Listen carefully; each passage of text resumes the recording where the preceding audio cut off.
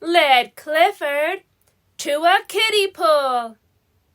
Shut your eyes, hold your ears, and then turn upside down and drink, said Mac. So Clifford shut his eyes, held his ears, turned upside down, and drank. When... Boo! T-Bone jumped out of the pool, and Clifford's hiccups stopped.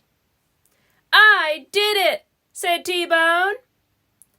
I did it, said Mac.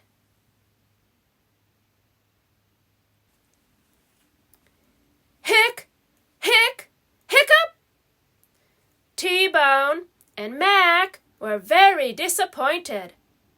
We really wanted to help, said T-Bone. You did help, said Clifford. You didn't make my hiccups go away, but I feel good because you tried so hard.